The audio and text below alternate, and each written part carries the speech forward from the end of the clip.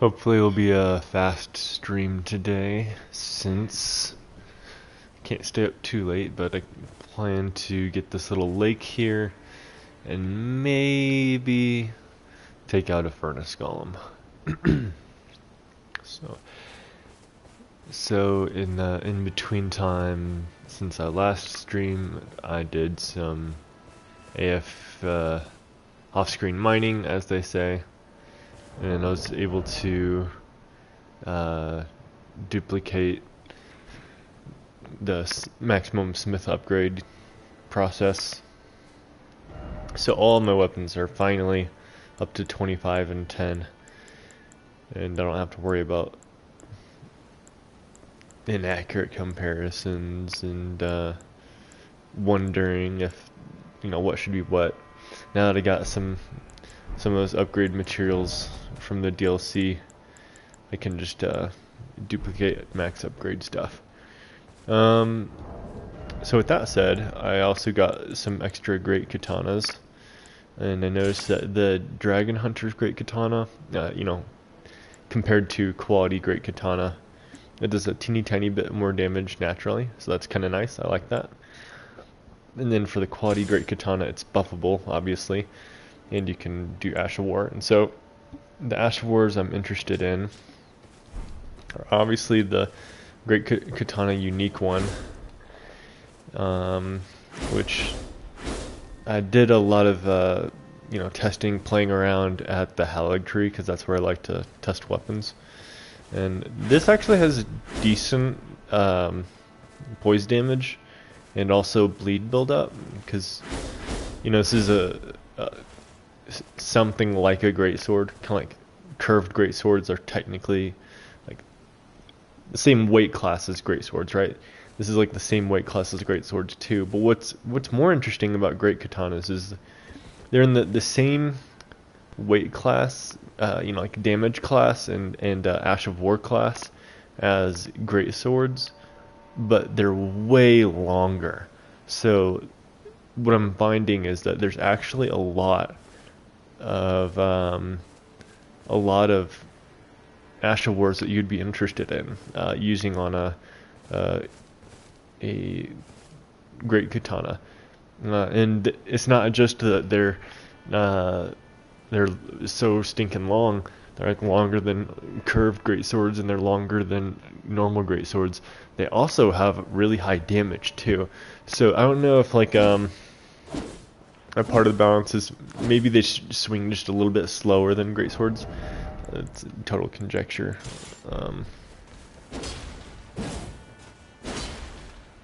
I feel like that's a teeny tiny bit slower, but in any case, the reach is really nice, especially for these Ash of Wars. For this one, it's obviously nice. So here's another cool secret I discovered about the Great Katana. I think it's, recency bias included. Great Katanas are my favorite class right now, weapon class. So at first, when I was getting used to it, I was annoyed by this pokey R1. Like the second R1 is a poke, and I didn't like it because sometimes it was inaccurate. Like I would miss an enemy because it's such a narrow hitbox. But I think that's just a problem with knowing what to expect. Based on normal katanas and normal greatswords, you wouldn't expect a second R1 to be pokey. But the more I played with it, the more I actually really, really like that poking second R1, because a lot of things skip to the second R1. So, for example, if I do an R2, it immediately goes to the second R1 instead of the first R1. So, if you R1 is a follow-up, you always know it's going to be a poke. And a lot of times you want it to be a poke, because it's got actually considerable reach. So for example, something I was having fun with on a bunch of Halig Tree nights is you can crouch, and great katanas get a crouch poke, which is great. But then if you follow up R1, you get a second poke. So from neutral, you can get two pokes, which are very long range, and grab some people, even if they do like a little back step and whatever. If you're fast about it, you can just tag them anyway. Another cool thing I noticed is that if you're familiar, a very rare, unique feature of curved swords and thrusting swords too. I don't use small thrusting swords, but curved swords, you can charge R2, or you can backstep while you're charging your R2 and do a little backflip. And I think in previous games they replaced the kick animation with that kind of little backflip or something like that. I don't know. In any case, there's a special R2 that goes backwards instead of forwards. Let's see if the curved, the heavy thrusting sword has that too. Yeah, so very forward, and then yeah, you go backwards a little bit, right? So apparently, great katanas have this too, and it's kind of cool. So you have your big charge R2, which goes a very nice distance forward, very nice sweep, and then you have your backwards charged R2, like that. And so if someone is expecting you to go forward, and maybe they, I don't know how good it is in PvP, because I don't do that much PvP, but it's cool looking, and certainly give it a try in PvE. Let's see here. Oh yeah, and then I found that uncharged R2s are as good as anything. Like if this vertical hitbox is just a little too narrow for your situation, then you can just do an uncharged R2, and that's a nice little horizontal slash. What else was there? I still like the jumping vertical cut just because it looks cool, and you got the diagonal cut jumping, something that I didn't discover for the longest time, but I really like now because it's very halberdy and very katana-y, is the running poke. I guarantee you PvP crowds are having a heyday with that, but like yeah, if you can tell your crouch poke R1 follow up isn't gonna do it, you can just get a little sprint up, and the range on that is pretty dang high. And then you also get the diagonal, the running heavy, which is a really nice broad diagonal slash. And then it's got like a little move for every situation. You want something wide, you want something fast, you want something up and down, you want something pokey, and do you want to back up when you R2? A very fun moveset. So I think it's my favorite weapon class, and that's just the base moveset, right? When it does such high damage, like higher damage than these great swords. So if you look at the top right there, 815 two-handed, right?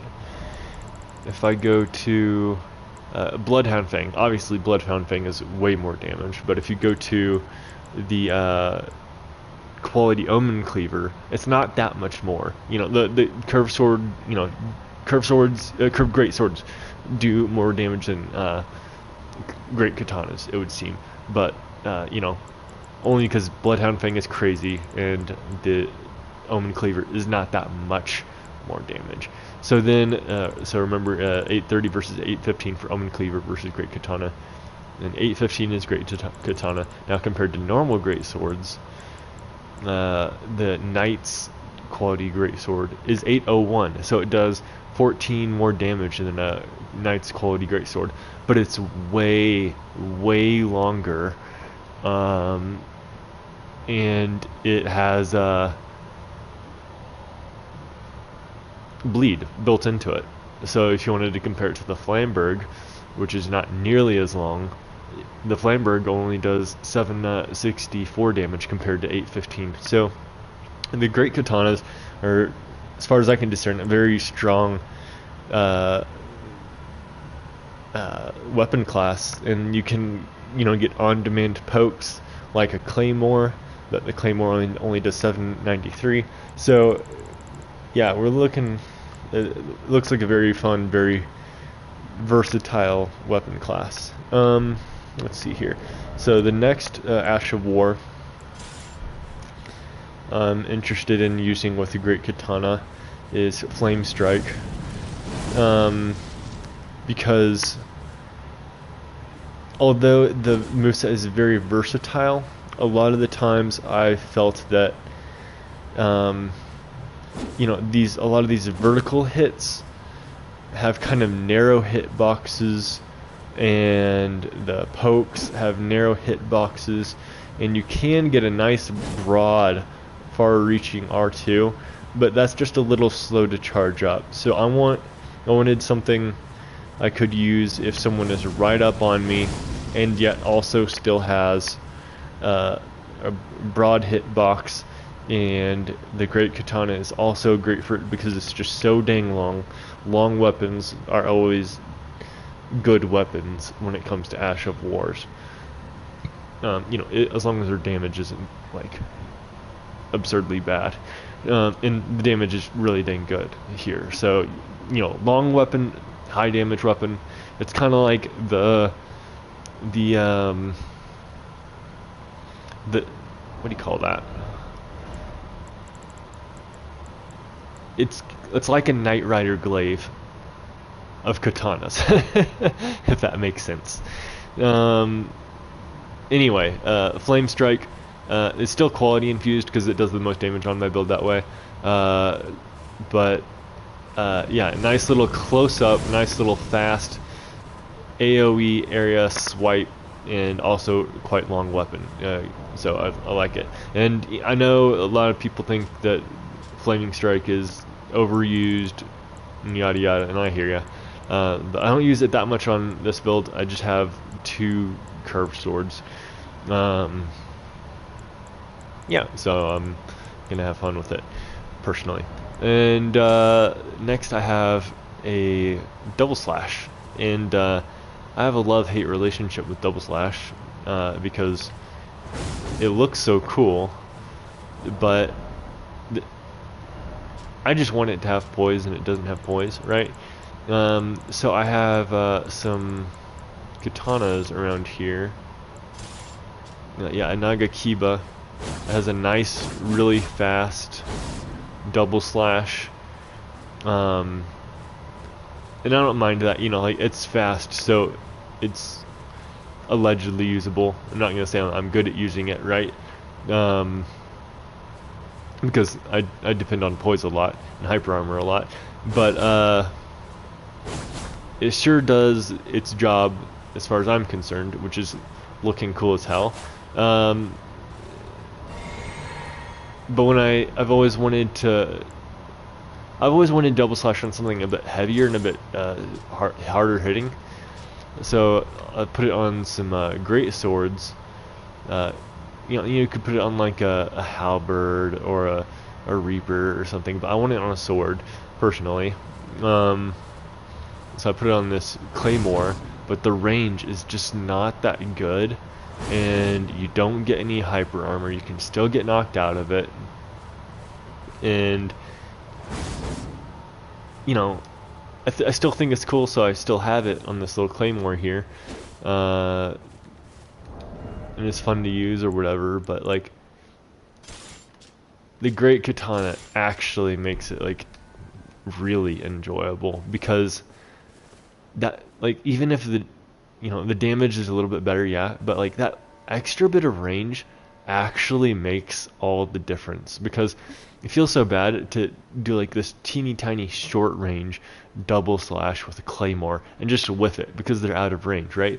But this Great Katana is so huge and long that you whiff it less often, and then you're more likely to be in reach of them, and they're less like at a distance at which they're less likely to land a hit on you and break your poise. And so it's overall that little extra bit of length, I think, makes all the difference in making double slash viable on a great sword, or Great Katana in this case.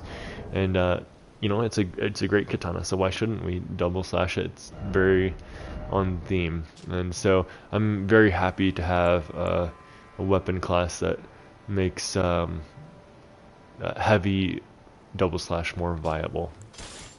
Next is Impaling Thrust.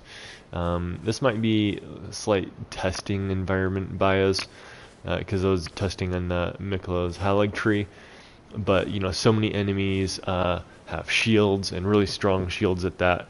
I often test, if I'm feeling lazy. Oh, what is this little tingle in the air? That's interesting. If I'm feeling lazy or not using anything incredibly effective, I'll test from the prayer room. But if I really want to, see if something's gonna, put in the work for me, then I go from the Halig tree roots up that elevator to that room full of bugs, and then I go out to where all those proper Halig tree knights with the glintstone spear thrust and the heavy shields and stuff, and the great bow archers and stuff, because there's a lot of people who they just don't play nice, right? And they'll backstep and they'll drink their potion and everything. And so I know if that's a nice little testing arena to see, like, hey, is your weapon setup actually making your life easier or not? Because they're not going to play nice. Anyway, Impaling Thrust, extremely effective against them. It was like a buttery smooth, so easy to do that route with Impaling Thrust, because it just goes through all their shields effortlessly, and it's a ton of damage on this thing. So that's what I mean by maybe slight testing environment bias. But it works because it can take a little bit of dexterity to do a crouch poke R1 follow up. Sometimes you just want a nice fat one button high damage poke, and Impaling Thrust can do that. And there's even more lore to it, which is that we know that the highest poise damage per second, or poise DPS, in the game is that one, like, Estelle flail thing, Estelle flail weapon skill that makes you like fling a nebula or whatever. But after that, the highest poise DPS is a greatsword or halberd Impaling Thrust. So I've had Impaling Thrust on a greatsword for that very purpose, because I like to have purpose-driven weapon options. Like, hey, if I want to break poise as fast as possible, this is my weapon.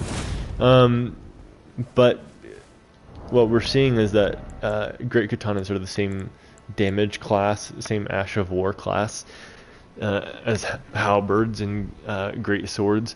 So I'm, pure speculation, I'm guessing it does the same poise damage with Impaling Thrust as great swords.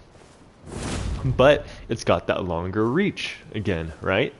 And so, like, you choose a Claymore because you want an easy thrust attack, and you choose a Knight's Greatsword because you want to combo with the fancy twirly attacks. I love the Great Katana for its versatile moveset. But having another easy, you put Impaling Thrust on your Knight's Greatsword, so it can have a thrust attack, and you don't necessarily put Impaling Thrust on your Claymore because it already has a thrust attack, right? This already does have thrust attacks, but it's nice to have this extra good one. Alright, that's enough rambling on that one. And lastly, what do I have? Aha, Stormblade. I've been looking forward to this. This one isn't as effective on the Halig Tree Knights, but I know it's going to be effective because there's situations where Stormblade is just so nice. Obvious stuff first. It lets you attack from range. So you're in the middle of it, you're hitting, you're slashing, you're hitting them, and then they back up and separate and make some distance. Well, you don't have to stop swinging if you still have stamina and FP. You can just keep on swinging and damaging them even when they go away, and that is so nice. Really helps. But additionally, the thing that really tuned me into Stormblade was that it can attack faster than an R1, right? So with the curved greatsword or a greatsword, well, I know they've buffed greatsword speed a couple of times, so I don't know if it's still true or if it was only true in the past, but an R1 chain, no, it's a heavy R1 chain, it's a greatsword, but Stormblade is just as fast, or maybe faster, but it also does more damage because it's L2 and it's got a bullet. So it's just like faster than R1 and higher damage than R1. It's a DPS machine, right? And it still keeps applying damage at range even when they back away. So all of that is made even better with the Great Katana, because its damage is really high. So right now I have a Stormblade on this Omen Cleaver, but if we look at the length of this Omen Cleaver compared to the length of Great Katana, Great Katana is longer. And so when you're doing the melee Stormblade hits for fast to DPS that hit with your blade too, not just the bullet, you have even more range to clip them with the blade, and it's the Great Katana does have that slight little bit of, it feels kind of slow to get your R1s out, so having the FP cost fast Stormblades is a very nice touch, and I'm really looking forward to trying out on some things. I'll probably try it right now on some of these gravesite birds because Stormblade is probably good on them. Alright, that's the rundown on Great Katanas. I also experimented with the reverse grip swords, and I discovered that Blind Spot is a totally absurd Ash of War. At first I was trying on those Haligtree Knights, and they have a lot of shields, obviously. So you go and you hit them, and like, oh yeah, it does what it says on the 10. It, attacks them and ignores the shield, basically. It's not great when you got 3 enemies with shields all at once, because they're bound to clip you. But then I realized when I was fighting some of those knights one-on-one that this isn't just about shields, because you can control, when you're locked onto someone, you can control if you swing to the left or you swing to the right. This is basically like free reaction punish anything, because I don't know if this the little dash part has iframes, but it almost feels like it does whenever you can like swing it side to side around a target lock, because when you have these weapons, it almost seems like the enemies are in slow motion, and so they raise their sword, and then all you have to do is press L2 and dodge it.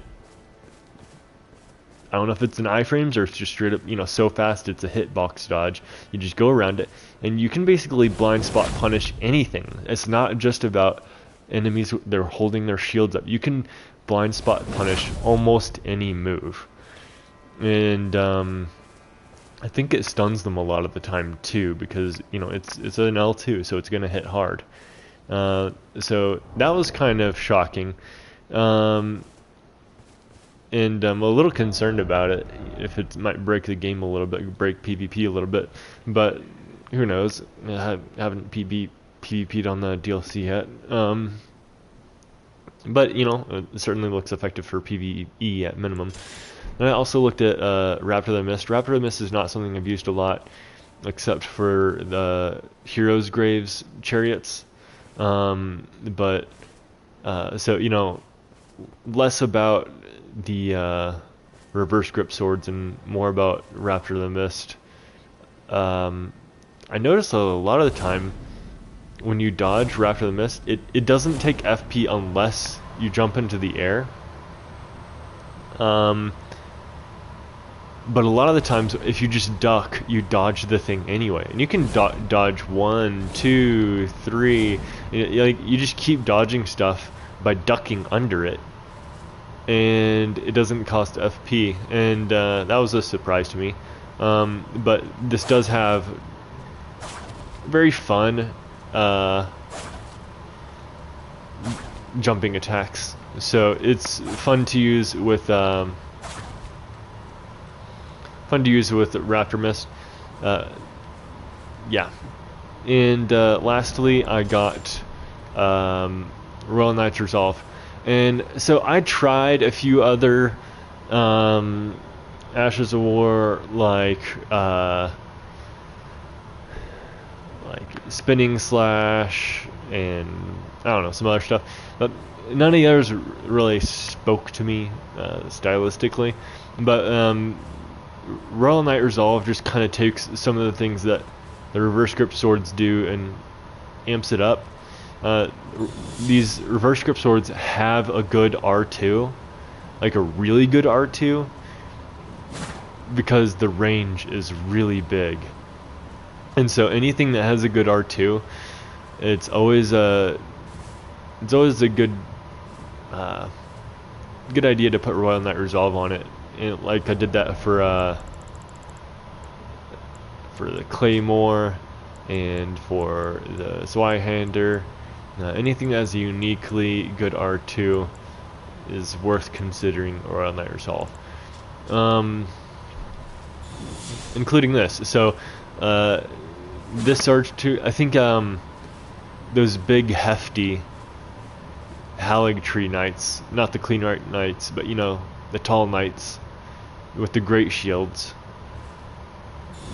doing a Royal Knight Resolve charge R2 on their shield breaks their guard. I can't remember for sure if it's like, you know, from a clean start or just like a little bit of stamina damage on them before that works, but it does a lot of stamina damage, that's the point. And it's got really long range. And additionally, what I discovered about reverse grip swords, and I did discover this like 3 weeks ago, I think, one of my earlier sessions, but one of the coolest moves on this weapon is the guard counter. And I don't have anyone by me right now to test, but let's just go find someone. The guard counter is literally like not 1, not 2, not 3, but I think it's like 4 hits. And it's kind of crazy. So if you like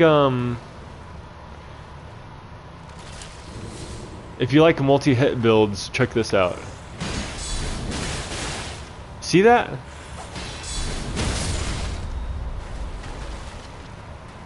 So that's like one of the superpower moves, but it also goes good with Royal Knight Resolve, right?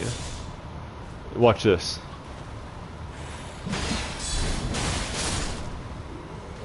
Right? So Royal Knight Resolve, this weapon, you might not guess it at first glance, but to me, this weapon is all about its R2s, and Royal Knight Resolve works good for that. So yeah, it looks like a legit weapon class. Death Knight's twin axes, I just wish it had more dexterity scaling. It's hard to judge if it's actually any good, because there's not many things to compare it to, at least off the top of my head. Maybe Maybe it's a little bit like Blind Spot, or maybe you could compare it to Waterfowl Dance. But in any case, there's no denying the style points. I tried it on a multi-hit setup, and it's not good if you get stunned out of it, but I mean, if you don't get stunned out of it, then yeah, it does a bajillion gazillion damage, and it's cool. Since I was finally able to duplicate smithing materials, and also there was an update to size in the patch before the DLC, I decided to give scythes a shot, and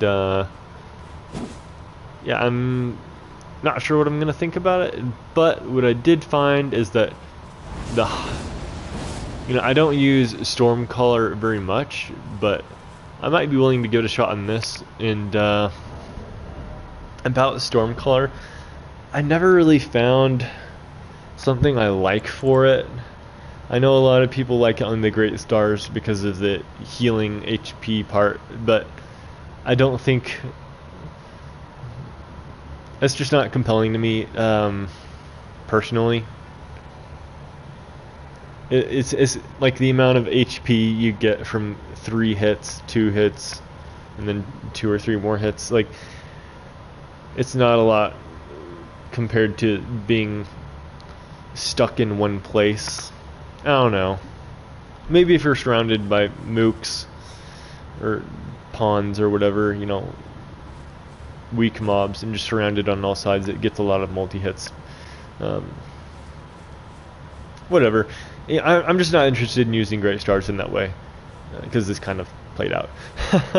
But with this, then we got a quality build, which means we got a buffable weapon, which means we can get incredibly high bleed rating, and then why not use this to hyper armor bleed everything too, and also penetrate shields, right? So no one's gonna block their shield through all of that when it's a scythe, and that's I don't know, it was just particularly effective on the Haligtree Knights, and I liked it.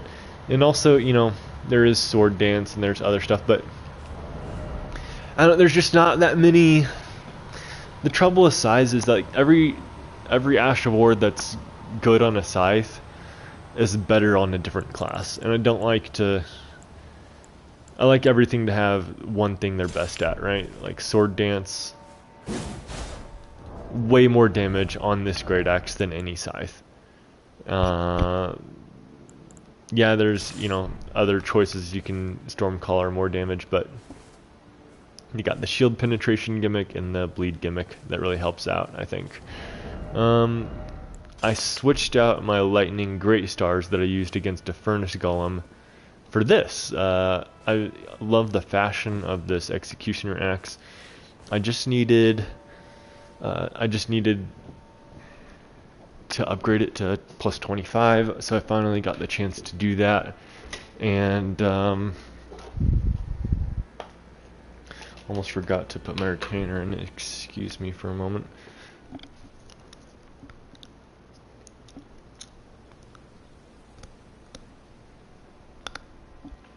Okay. Yeah, so Executioner Axe does not do as much damage as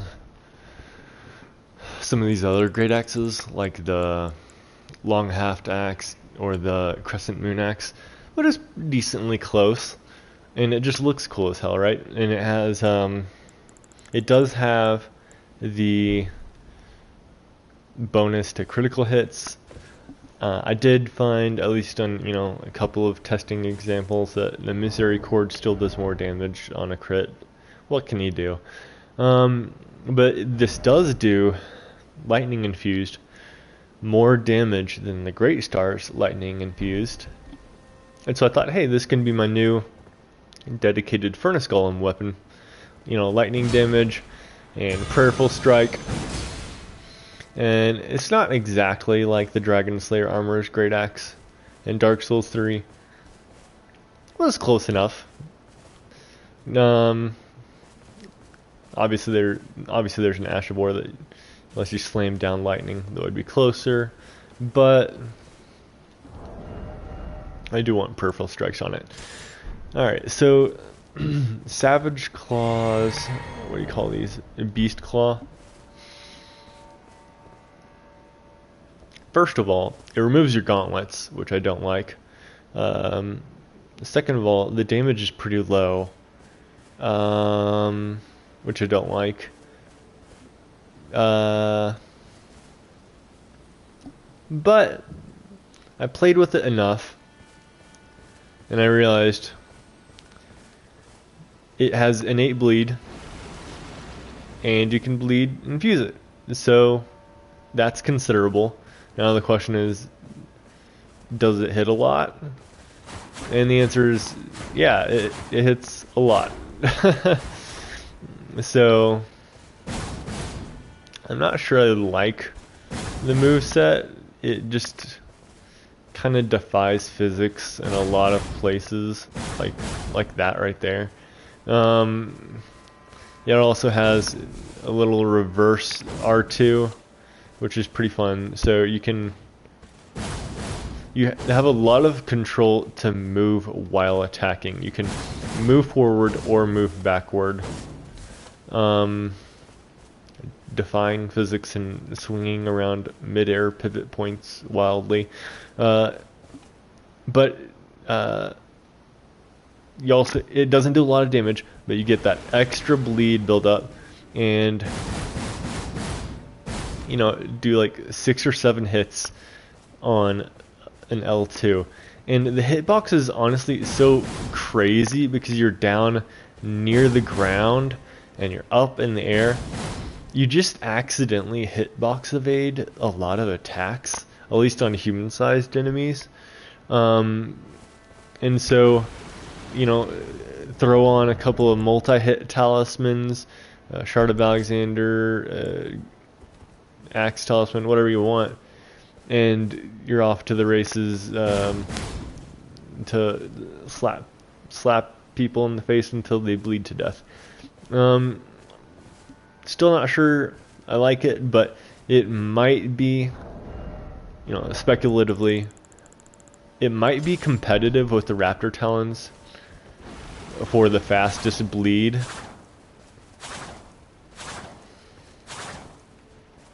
So, you know, I'll consider it. I'll have to do some testing on those Yetis on the Mountaintop of Giants at some point. But, you know, the nice thing about Raptor Talons is that you can endure and still get this R2 that's really fast. I'm not sure how much poise this has, and you would think I know from testing the Holly Tree, but it's just kind of chaotic there. Well, you know, the movement is just so chaotic. It's hard to tell if you're actually getting hit or if you're just dodging stuff. Anyway, I can't remember. I'll probably do some testing on the Yetis eventually. What else do we have here? The good old Great Sword of Solitude. It's fine. I'm not sure why it doesn't speak to me a whole lot, but it is quality, so I'll hang on to it. And also plus 10 to Magma Guillotine, Magma Curved Sword, Scale Sword, because it does a bajillion damage. It's kind of like, it's kind of like the Bloodhound Fang for Faith builds. It just has absurdly high DPS, and I'm not on a Faith build, but I might want to play with it a little bit, and maybe it'll speak to me, or maybe I'll toss it back into storage, now that I got it to plus 10. Alright, and that's all the weapon consolidation I did. Oh, and I did test the perfume bottles, and they are complete garbage. Absolute garbage. I'm extremely disappointed, and I have no idea what they were thinking. just useless, like actually useless. Like, you know, you run in one tour of the Halig Tree Roots with your Impaling Thrust Great Katana, and you're over in a split second, and then you try to do the same thing with a Fire Spark perfume bottle or chilling perfume bottle or both, and it doesn't matter how you approach it, it's just so dang hard, and you'll lose all your HP at literally the first guy. I'm not impressed. It's it's bad. I didn't even try those because I don't have arcane, and like, what would be the point? It's poison. I upgraded some Reduvios, but I don't think I'll use them because I don't know. I have enough arcane with Godric's Great Rune, but I might not always use it, and you know, don't always have that as a phantom, so whatever. Alright. Alright. Alright. Time to go. Oh, let me check on my physic.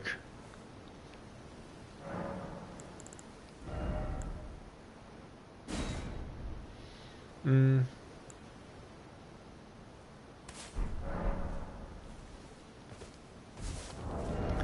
go back to Stormblade. Check out this lake.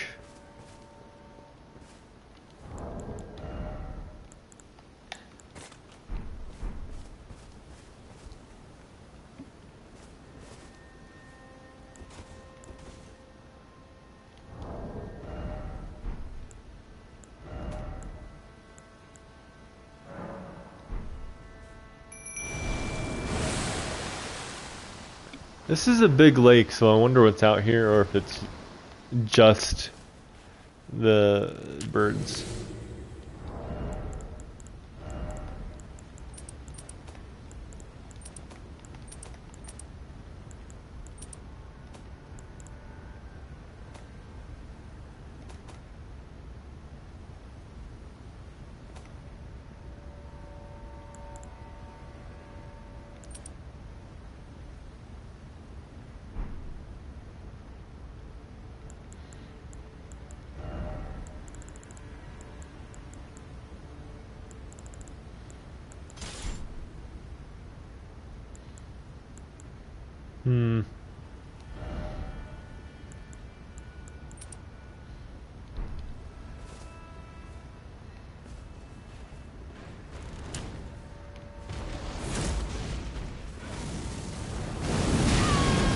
Oh my god, what did I was tripping on something. Oh my gosh. What was it? I swear there was like a fence or something. That was annoying.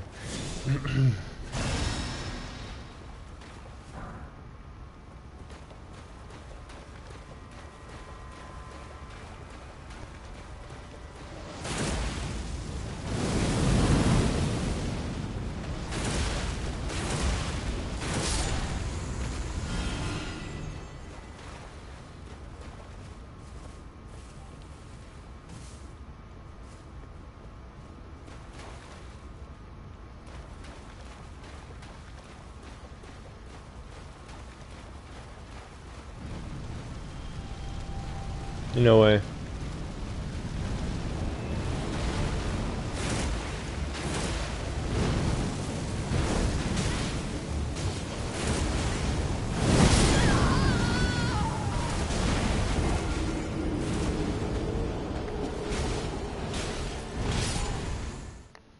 Well, that confirms it. So, it's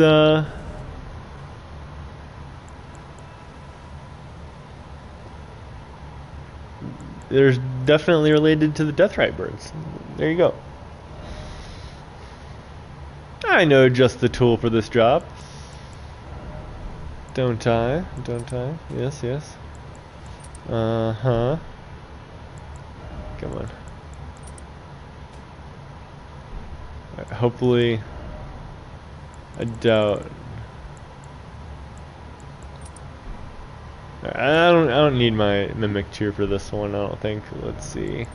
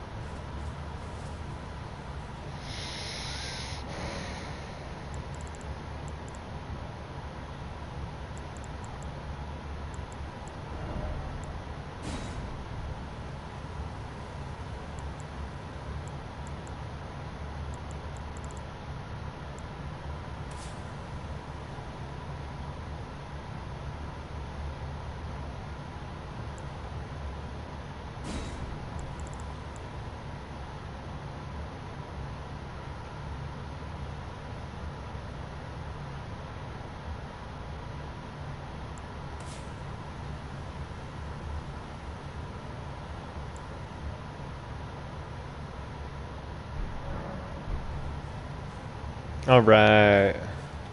This is gonna be easy.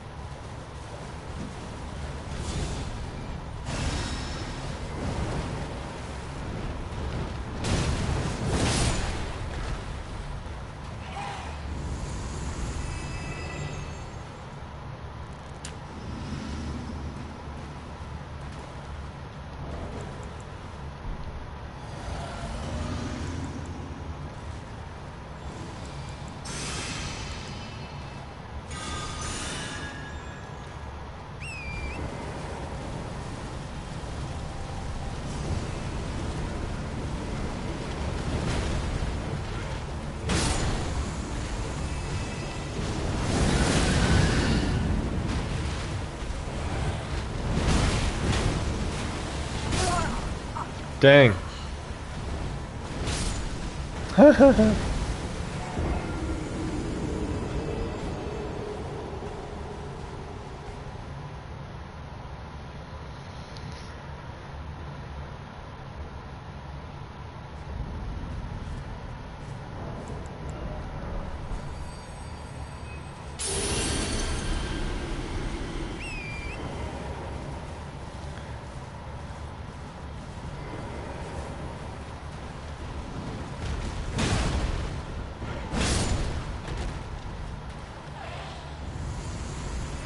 Alright. I should just not worry about the souls to start with. I should worry more about the surrounding gravesite birds.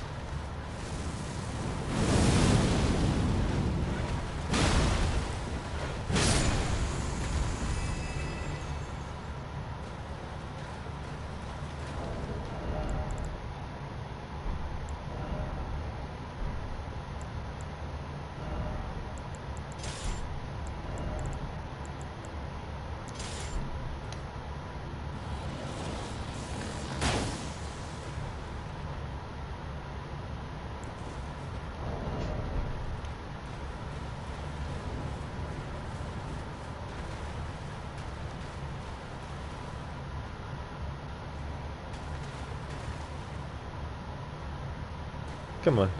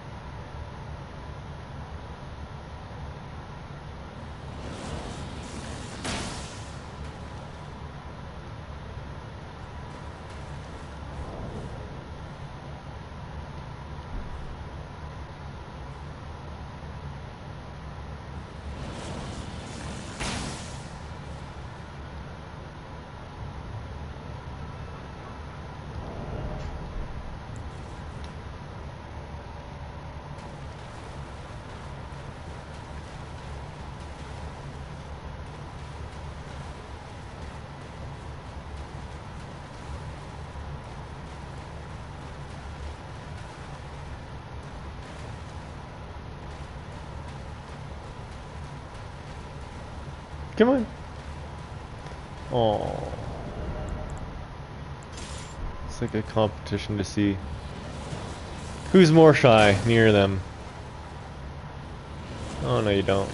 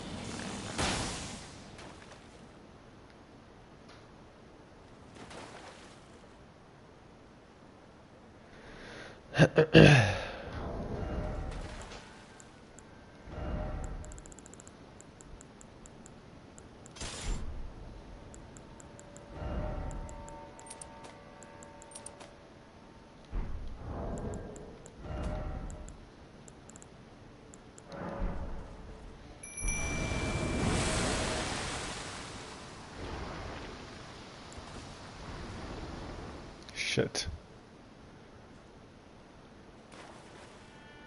Fuck. Alright. You know what? Screw it. I'm gonna reset.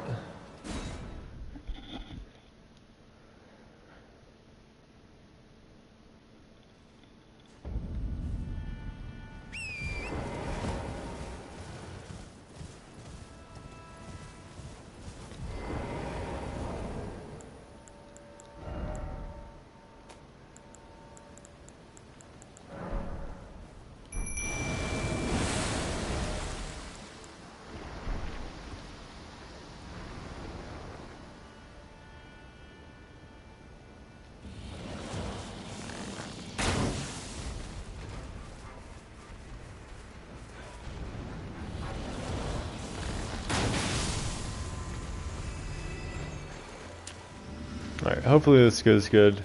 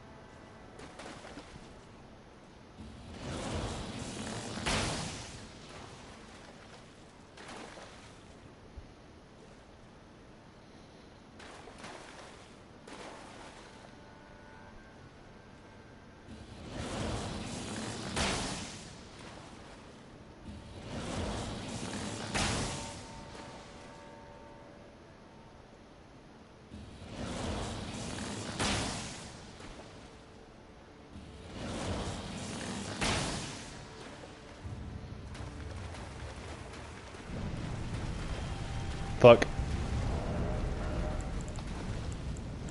Alright, Mimic. Good luck out there. Oh my gosh.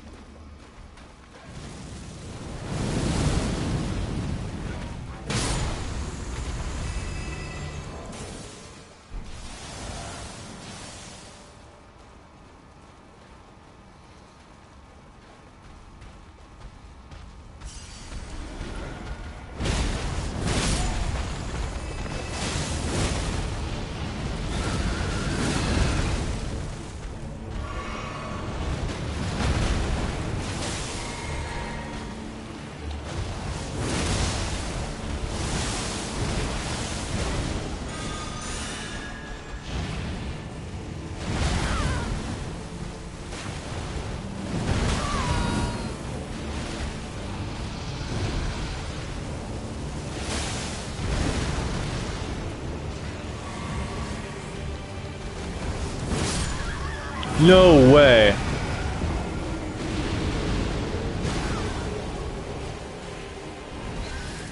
Did you see that? I had the lion's claw aimed right for its face. But as soon as my hitbox hovered over the trail of ghost flame, I instantly died. What the fuck? I had high magic resistance too.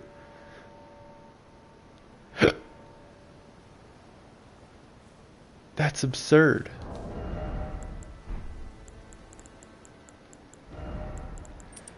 What the hell?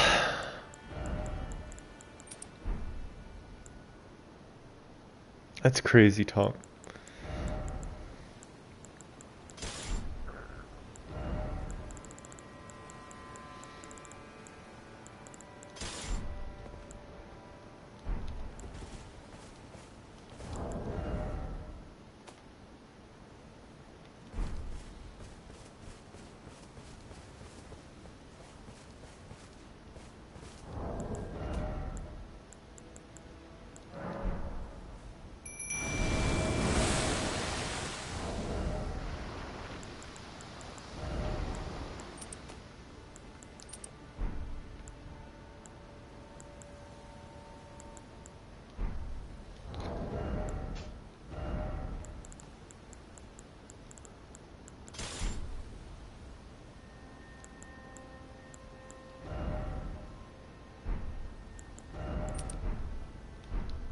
Alright, I'm gonna use the restroom and then I'll be right back.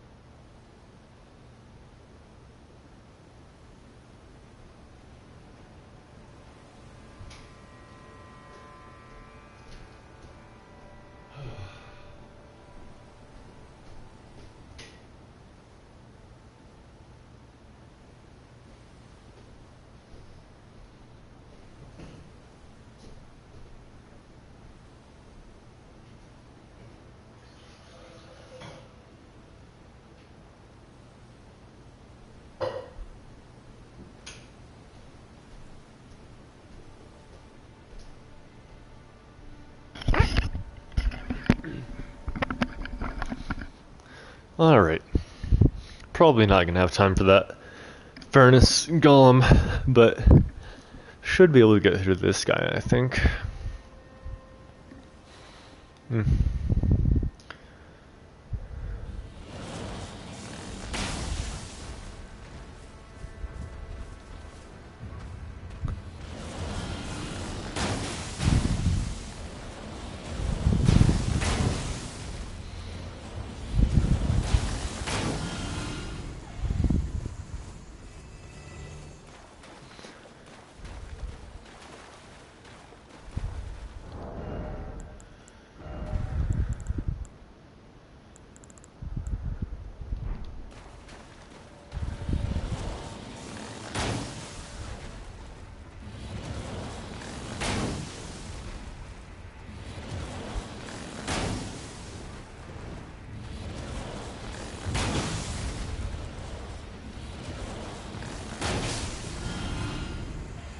I expect better of you.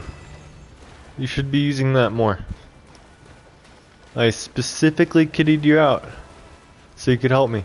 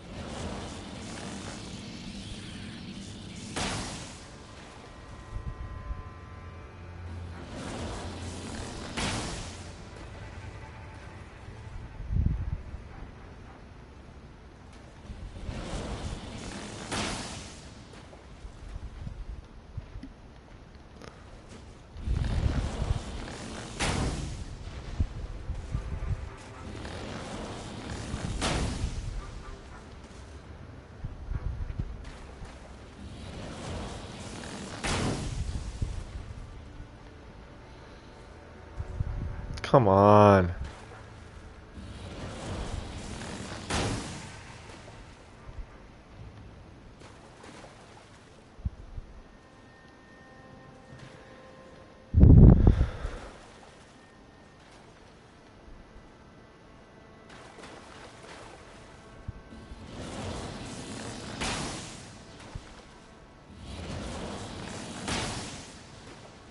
Oh my god, bro.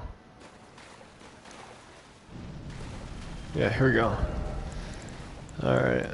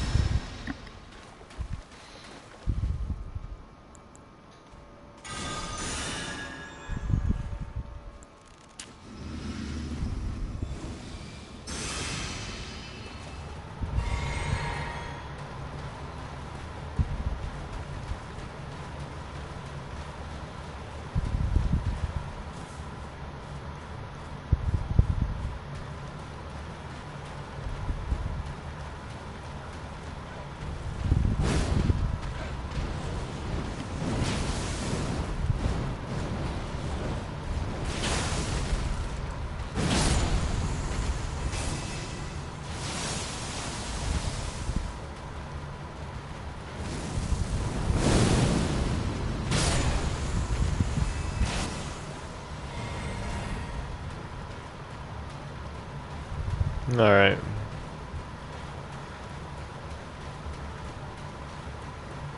Looks like this lake is big enough we can kind of tour it out and worry about the boss last if we want.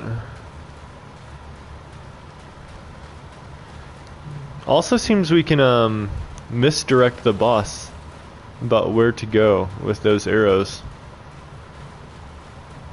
Or at minimum, it seems to follow the grave birds when it first spawns in, so it's interesting.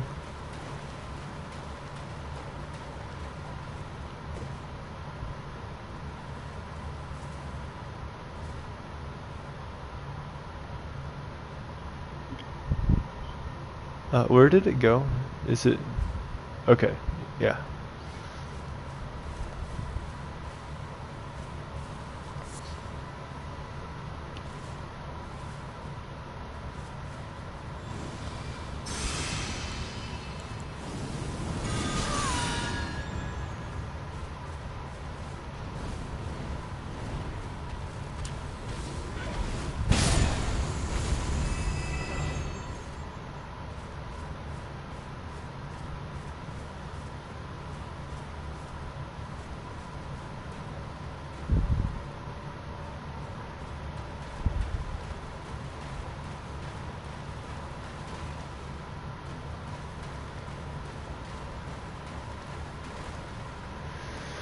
Alright.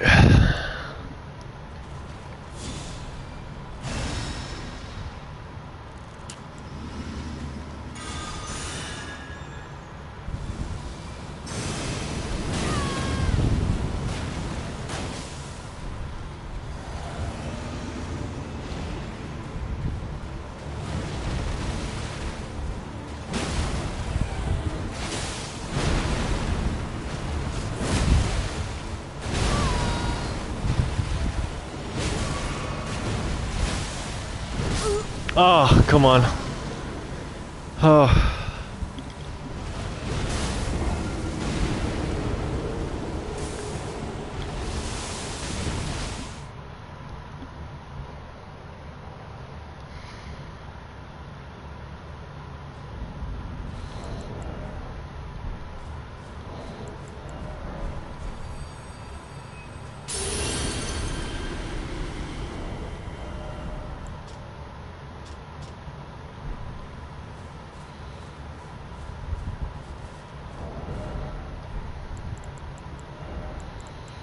Alright.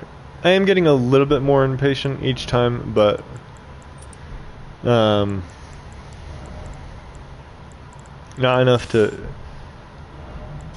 change strategy yet. I still want ranged mimic tier. Putting in a little effort, and I'll just, I don't know, try to clear them out a little faster and not take a little side path.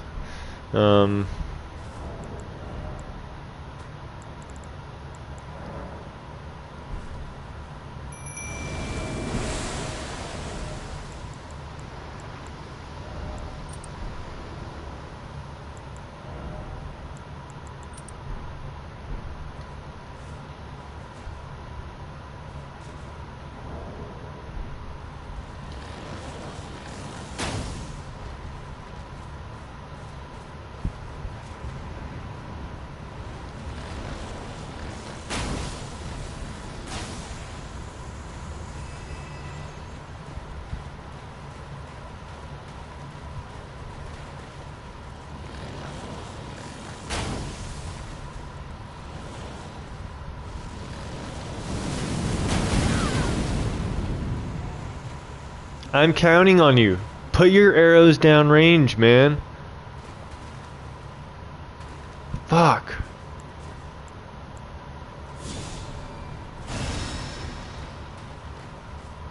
I don't think I recovered my souls that time. Just kind of a shame, kind of not a big deal. Whatever.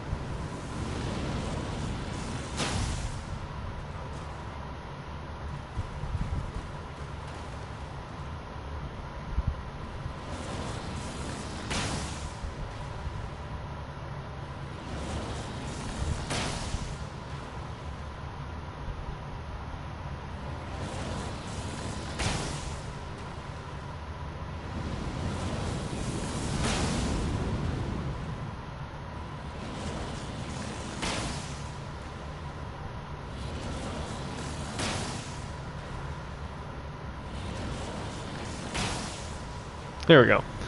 Alright, there's one. I'm very disappointed in the range of the mimic tier. Maybe I should have got what's her face.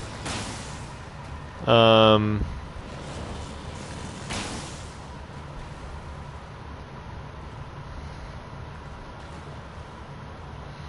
know, that archer that has no legs or whatever.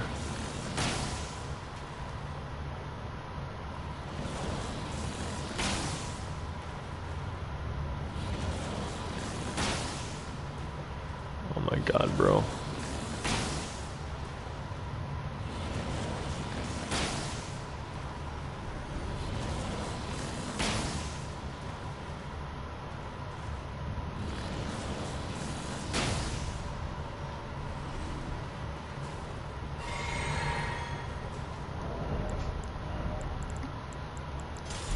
Alright. Third, fourth time charm. Is that what they say? Right.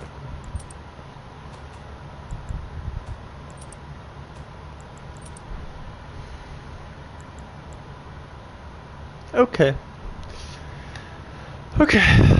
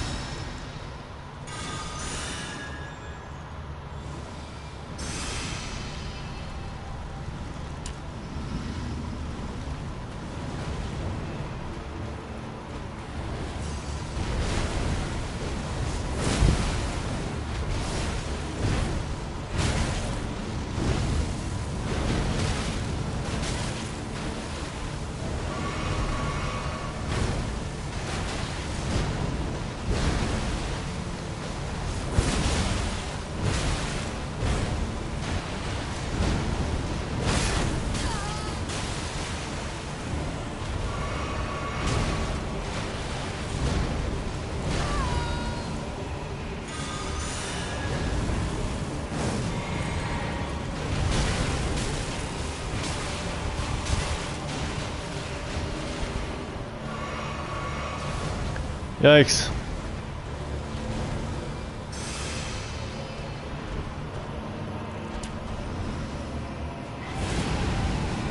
Oh boy.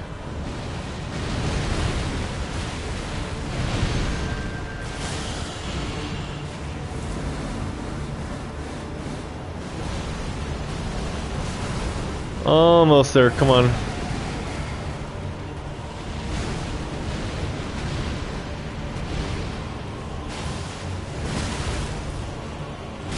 Dang it!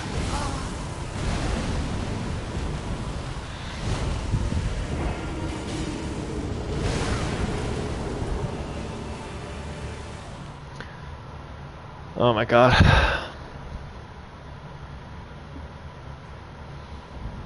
Yeah, I feel like my Mimic tier is not contributing heavily. So we're gonna switch it up.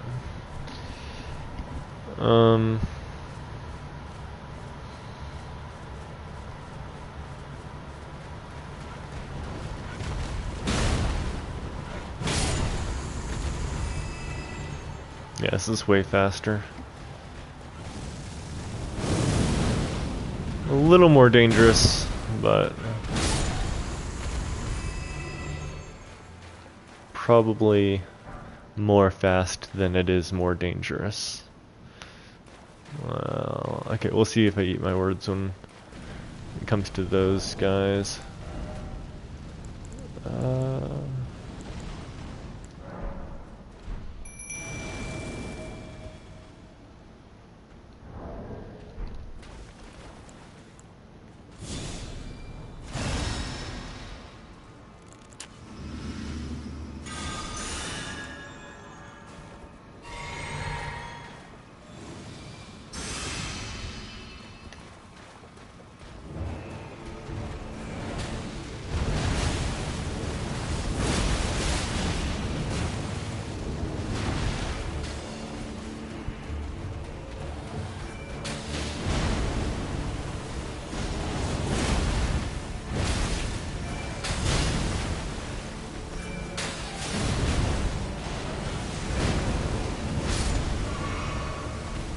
How sad.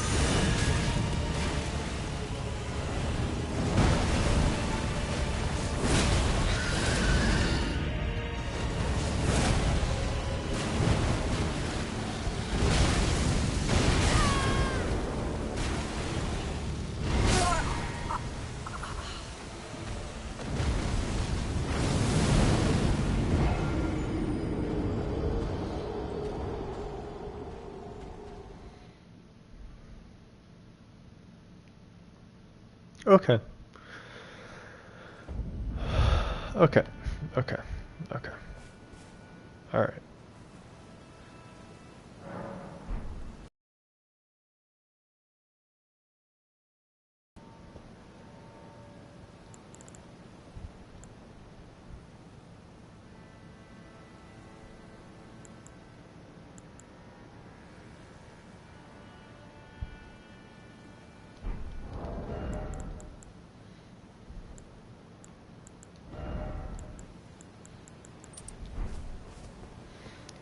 I highly doubt that my Mimic Tier is smart enough to figure out which spell to use, but we'll give it a shot.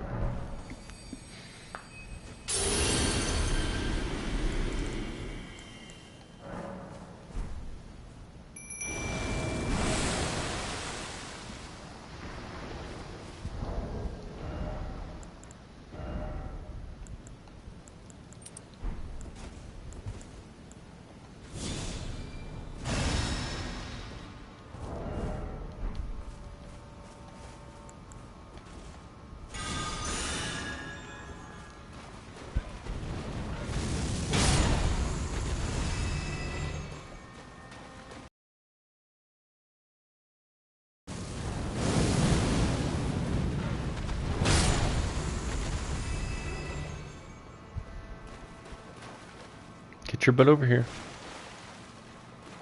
Alright. Almost time for action.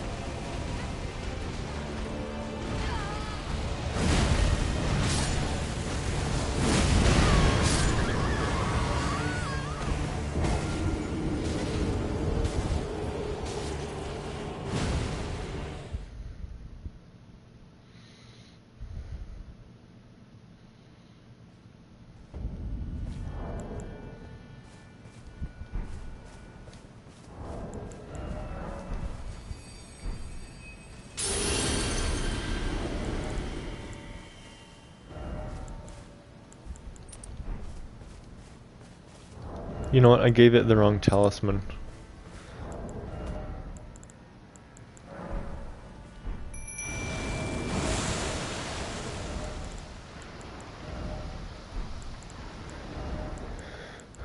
Hopefully it can figure that out now.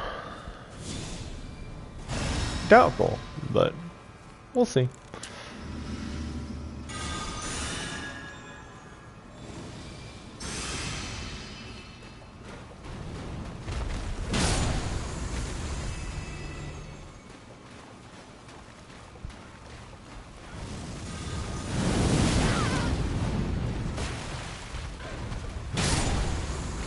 Yeah, now we're talking. Look at you go. All right.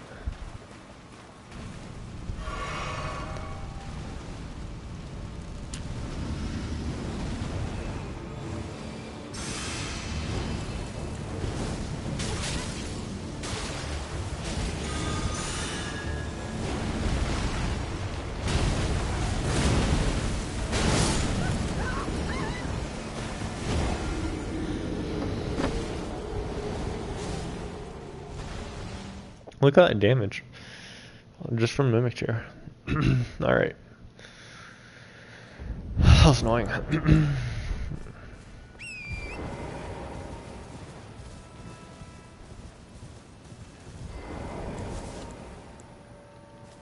Alright, fuck it. I'll give it another shot without Mimic's Tear.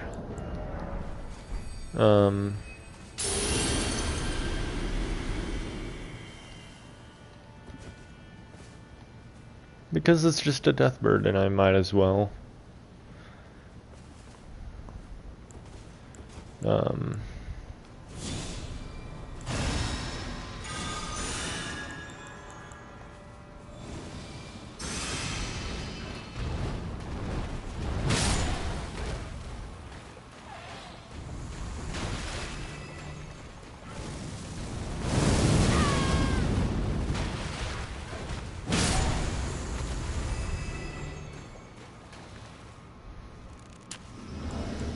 Have I forgotten to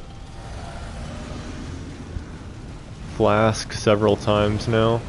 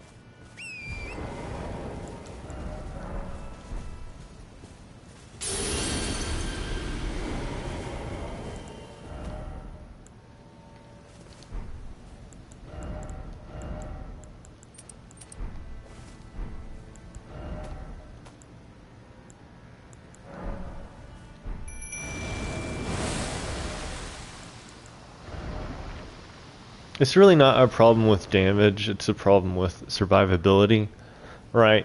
Obviously. And,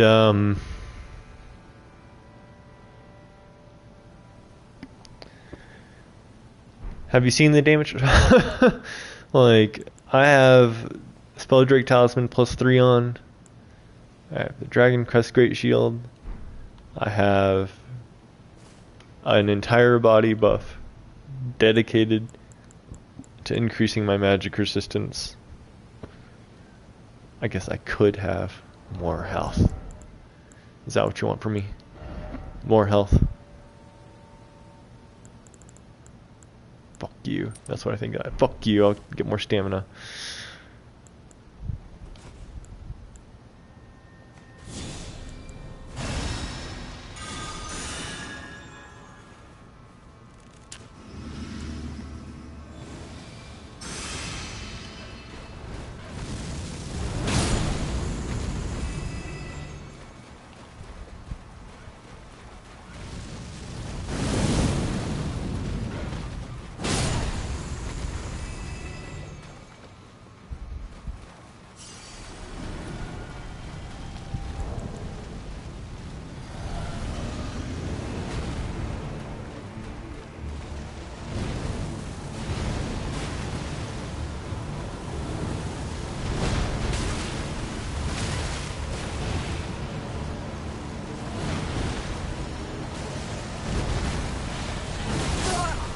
What the hell was that?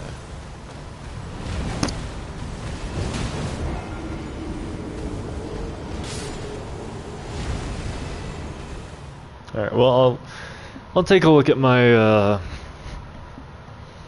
physic, I guess. See if there's anything good there.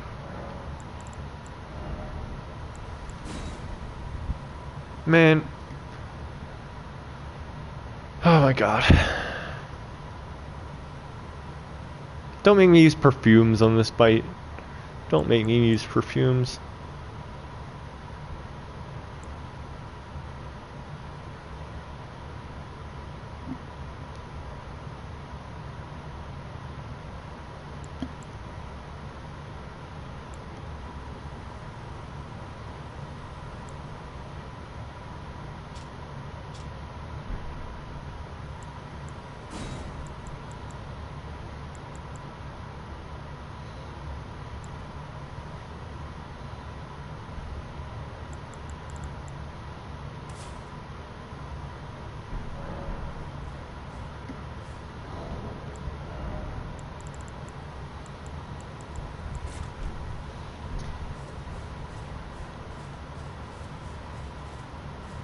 I'll use a perfume. Man, I'll use perfumes against a stinking ancient dragon, just because that's epic. But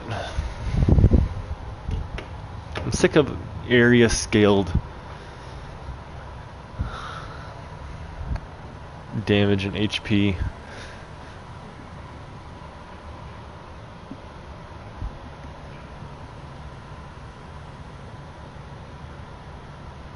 Maybe I'll have to reconsider Skyday Tree fragments, but well, I don't know.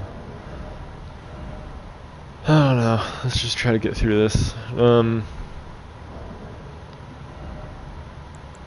You know, yeah, I should just stop crying and use perfumes. I can afford it. It's fine.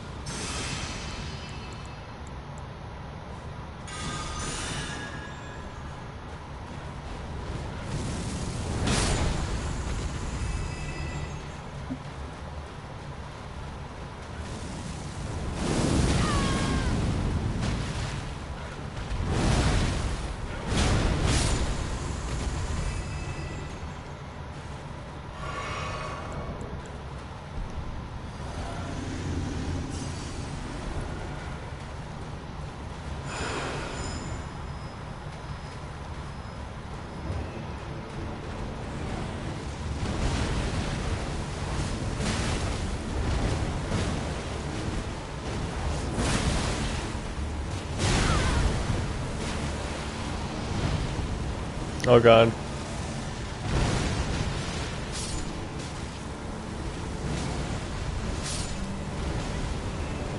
I just don't.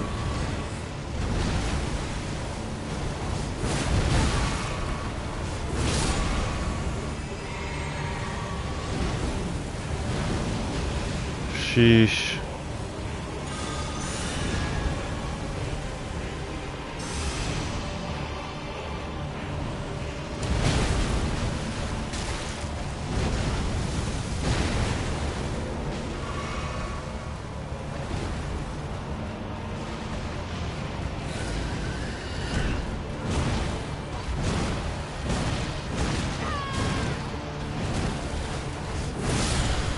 Alright.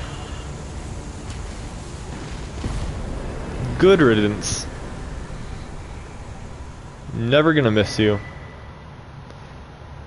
Ash of War. You gotta love Ash of Wars. Ghost Flame Call. Okay.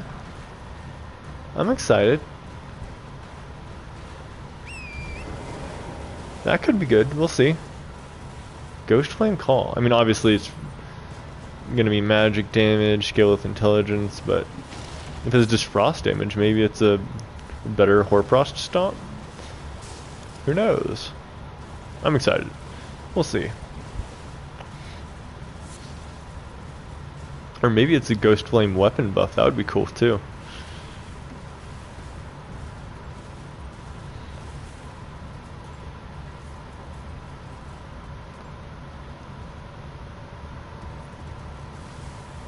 Aha, so this is the flower area. Already been around here.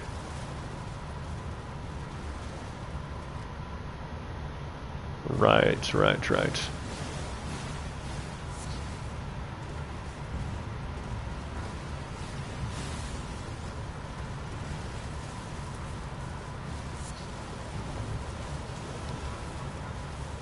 I thought it was a big loop, but apparently that's a hole.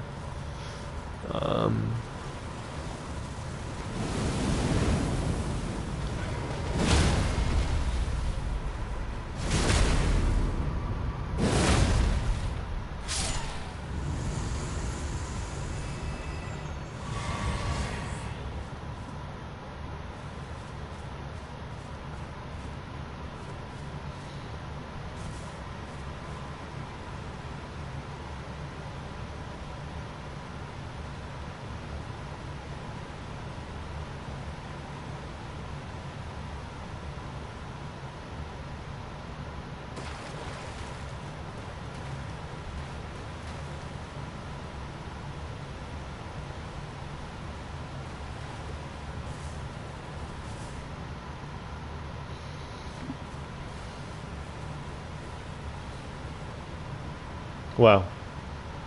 Ah, yes. Oh, Furnace Golem. Great Furnace Golem. What crystal tier do you hold?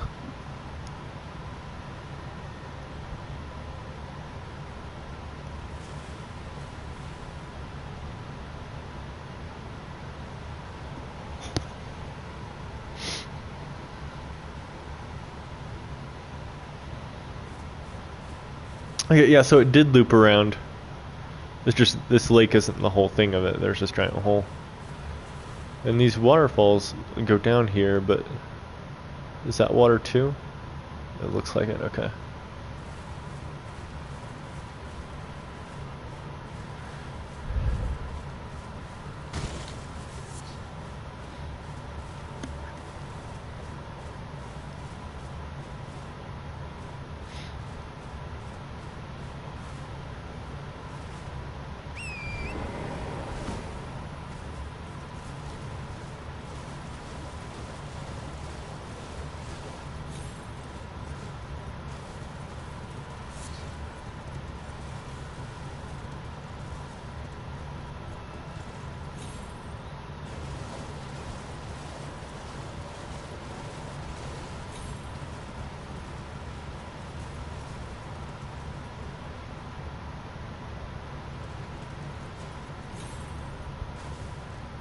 Okay, so I ran away from the furnace golem down that way, and that's where that jail is. Yep. Okay.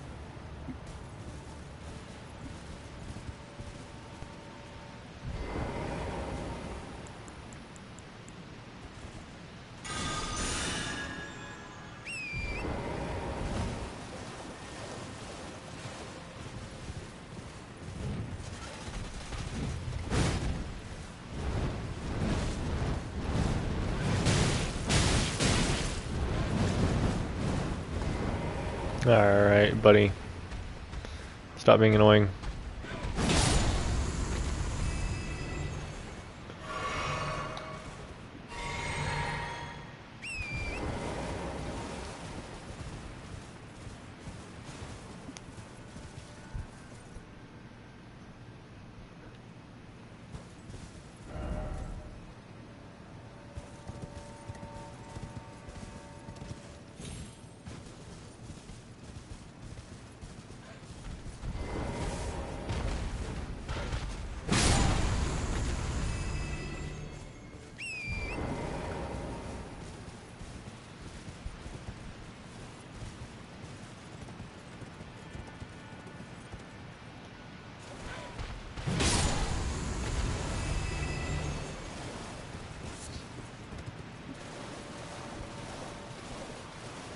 I feel like there has to be some kind of intended cheese for the furnace golems.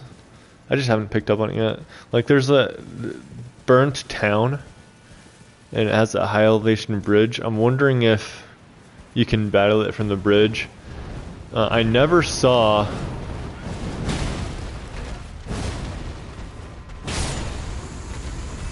that first furnace golem do a little inward tornado that shoots fireballs that go out a long distance like these ones. But that doesn't mean it can't do it. It just means I never triggered it. And maybe it's triggered if you try to fight it from that burnt village. So maybe you are intended to fight it from the village if that's not the case, or maybe you're not. I can't remember if I tried jumping the fire explosions with torrent. But I feel like that just a random. I don't know if that's reliable. But it sure feels like that Great Shield strategy is so tailored. I don't want to imagine that it's the only way or the only intended way to fight furnace golems. Like, I can't imagine how having a summoned ally can help at all and increase the likelihood of beating a furnace golem.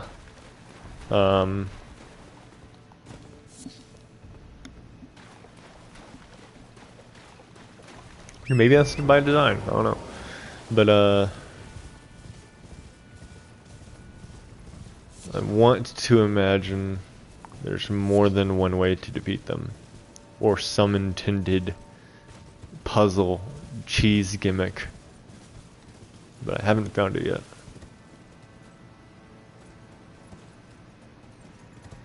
I hope there's a bonfire around here that's not the dungeon. I would like that.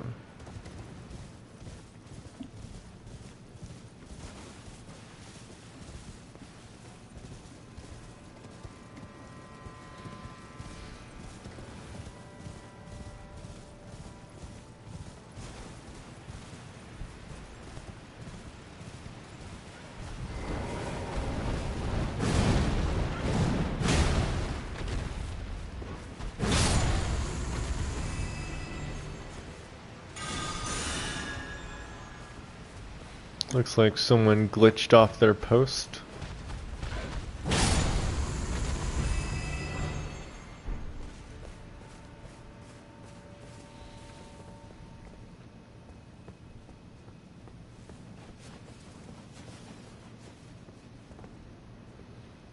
Yeah, if there's a grace around here, I've not found it yet.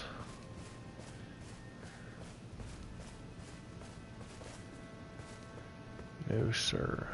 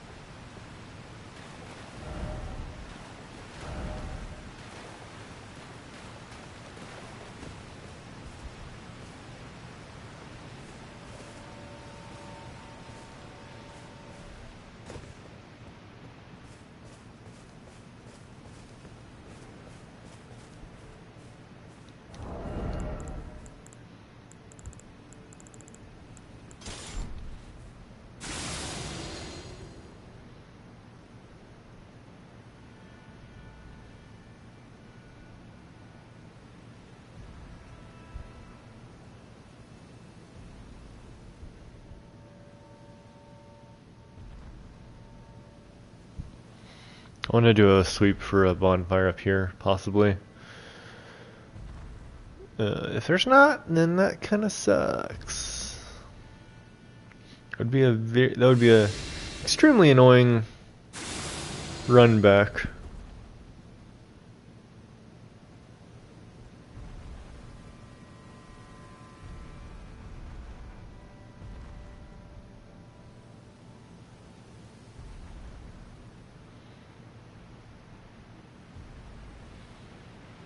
Oh man, I feel like I searched this area pretty thoroughly last time I was here.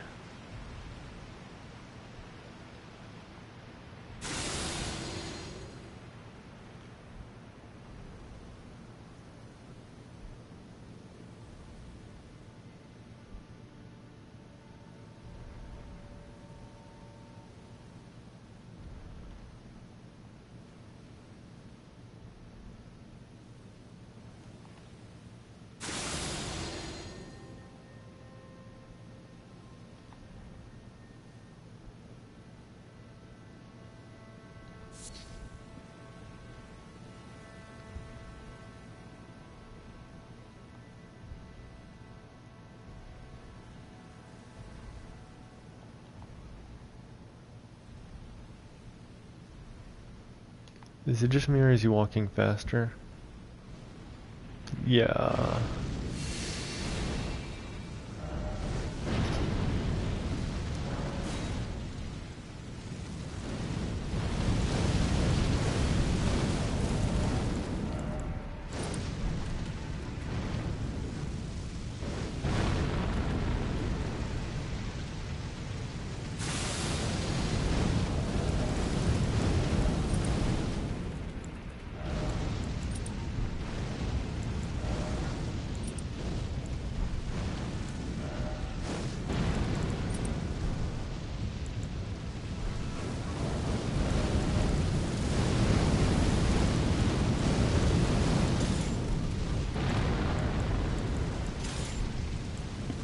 I don't know how far around the corner he'll come, but I feel like those sound like they're getting way closer and way closer.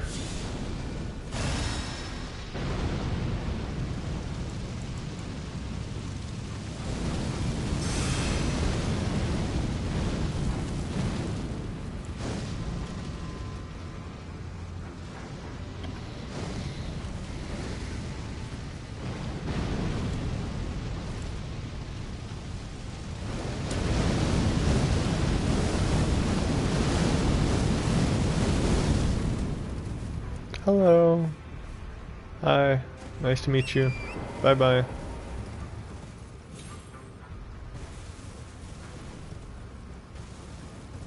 Oh my gosh, what the hell was that? There's not two of them, is there? No way, he got yanked all the way. He has a leash. Okay.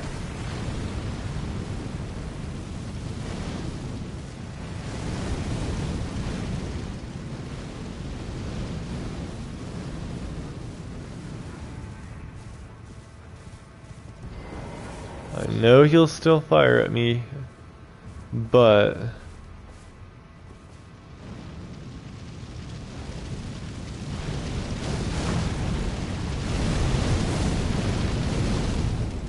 all I mean to do is double check for a grace, and I don't think I'll get one. Oh my god.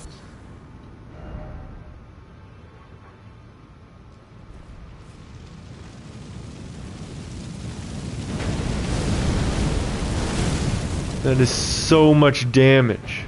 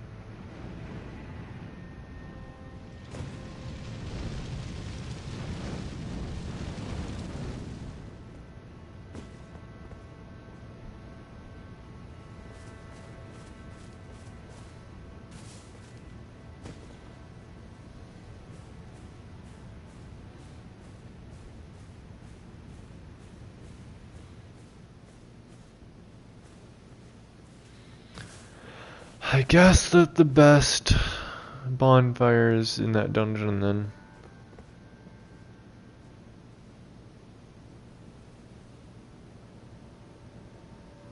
Unless Now that that death bird's gone.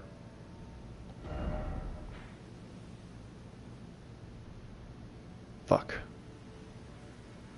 Ah. TV powered off.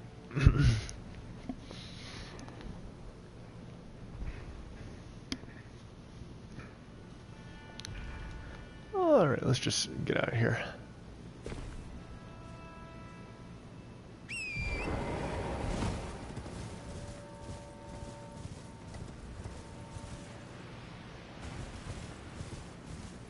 We'll see how well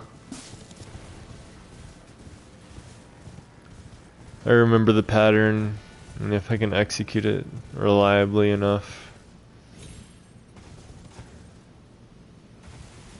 And if it's similar enough.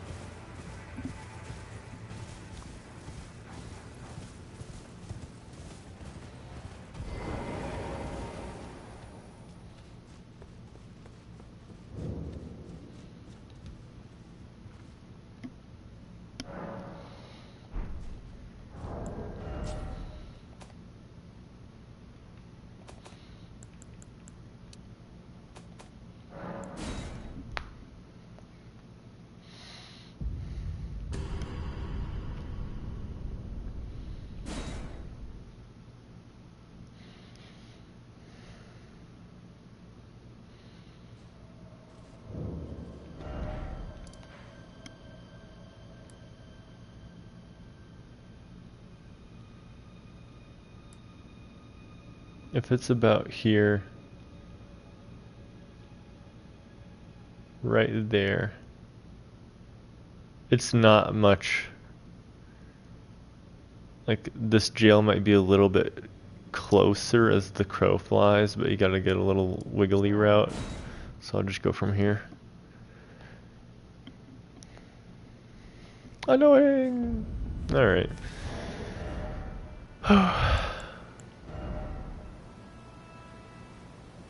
Well.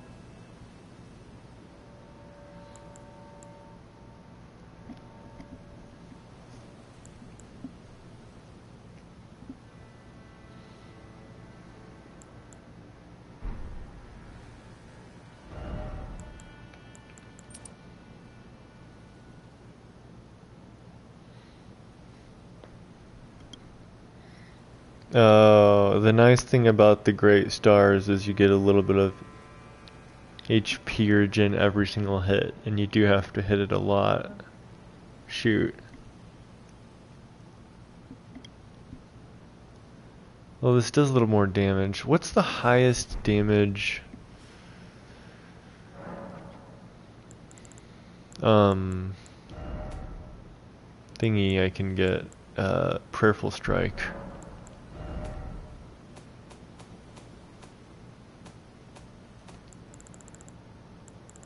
Oh, I almost forgot about this. Small armaments, twin blades, and backhand blades. Accepted. Swords and spears. Cold affinity in the following skill. Thrust out armament and summon Ghost Flame. Follow up with the normal attack to set the ground ablaze with Ghost Flame or strong attack. So this is the Death's Poker, but for anyone. That's kind of cool.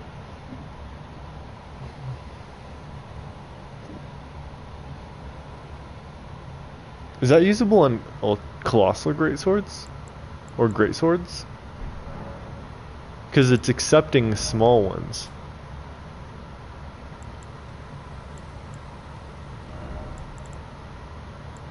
It is. Since I have a great katana for a double slash, try that out on this.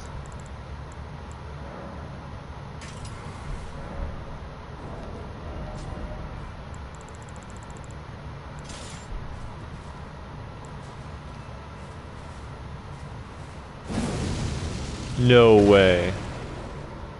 They're actually giving that to all weapons.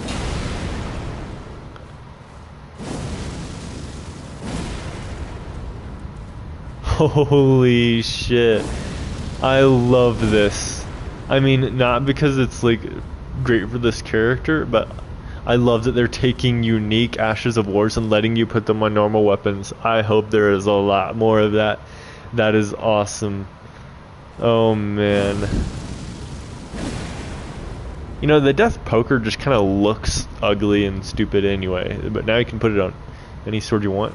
And can you put it on Ultra Great Swords? That would be crazy.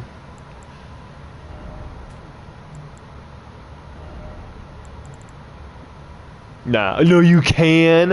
What the heck?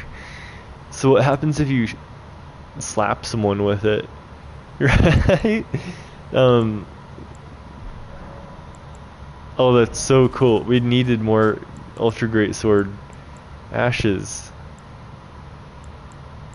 Yes.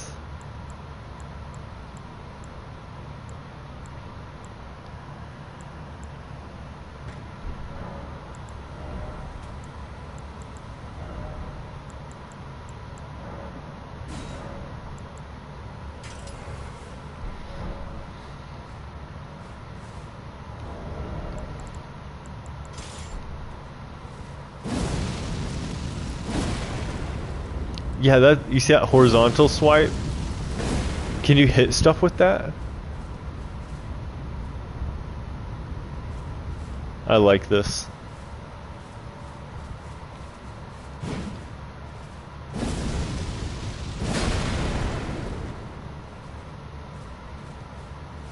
I might hang on to that for a little bit. I mean, just to try it. Very cool. You get anything else interesting lately?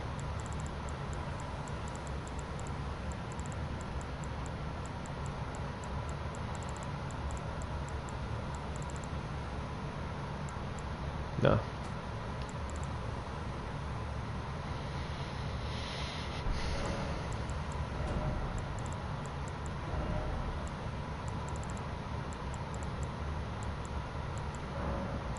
I'll sort out some unwanted great swords at some point. Like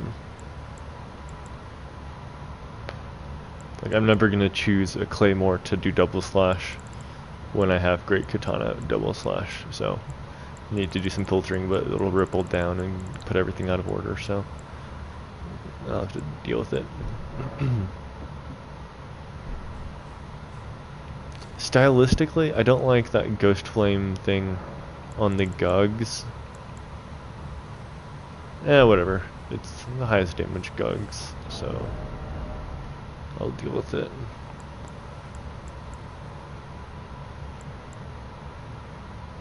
Right. Question. Should I give myself the option to use Great Stars?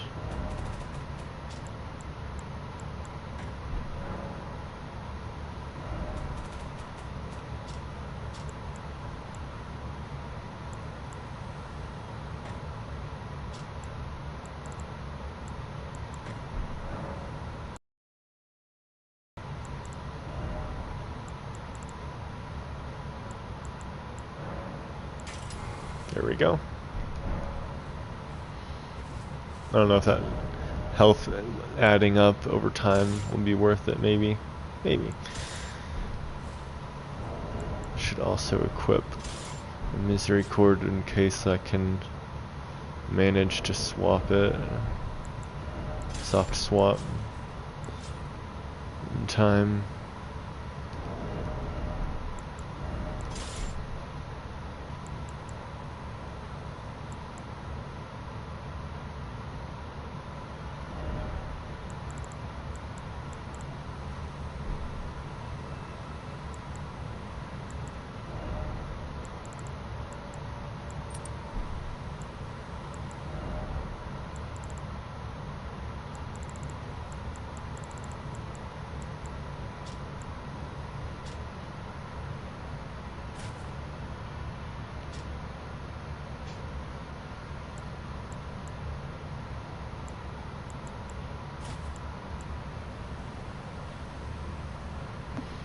physical and fire is about 37. And then with this, it's about 30 and 30.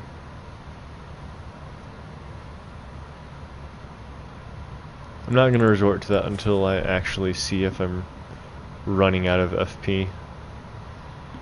Might not.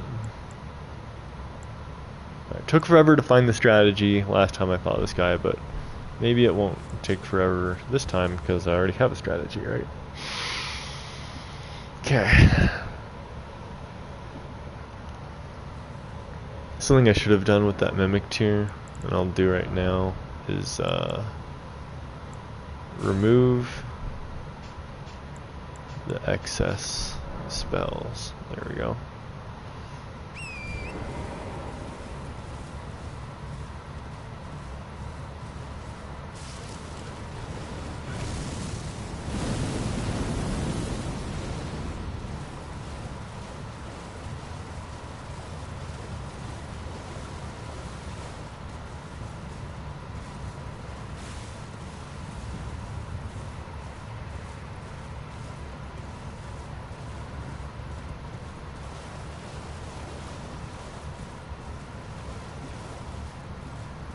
Maybe if you can drag him this way? I don't know. I doubt he goes that far. Alright. Here goes nothing.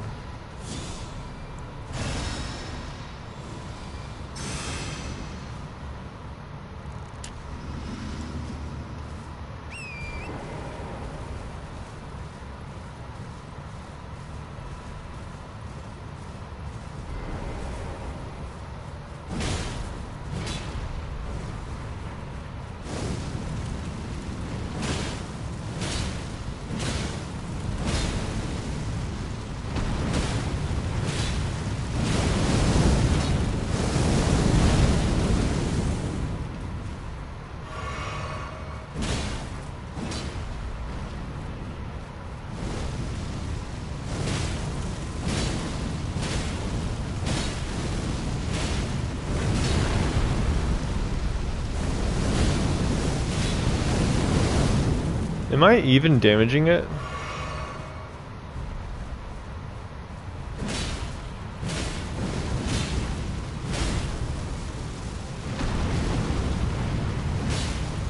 I could have swore I saw this guy, I could have swore I saw this guy do a foot stomp.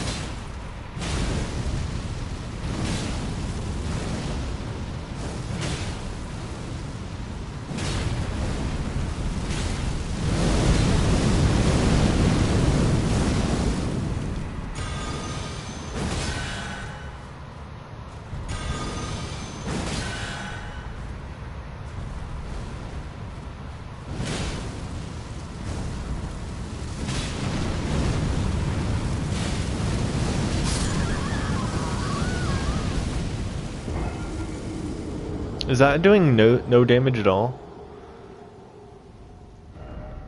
Oh, thank God there's a stick marker. Okay. I'm confused. I thought...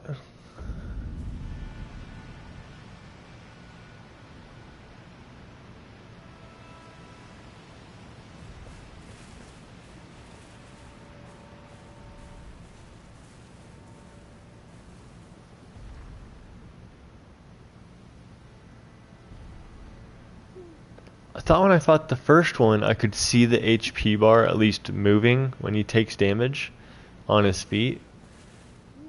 But I couldn't find an HP bar when I was doing that.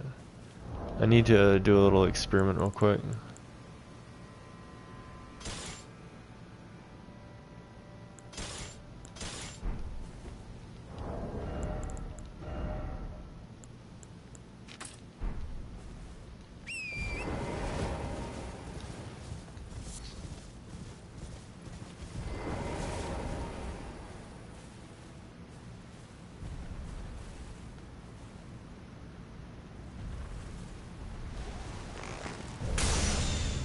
Oh yeah, he took damage there, right? He did not take damage on his foot, what the hell?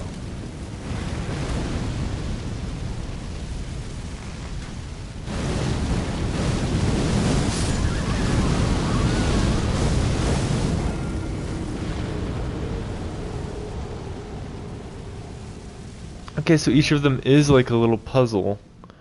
This one doesn't take damage on his feet at all.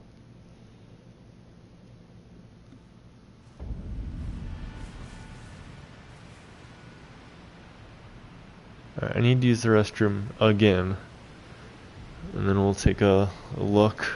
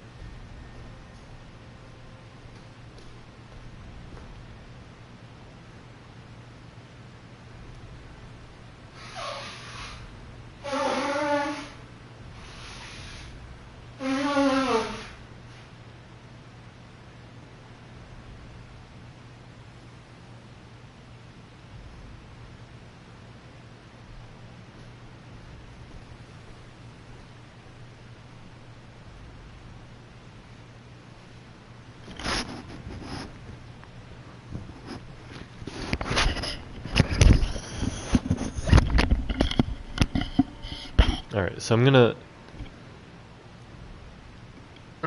make an assumption that, at least for now, that it has roughly proportional same health as the previous one. And from there, I do not want to be under the bullets of that thing any more than I wanted to be under the footsteps of that previous one.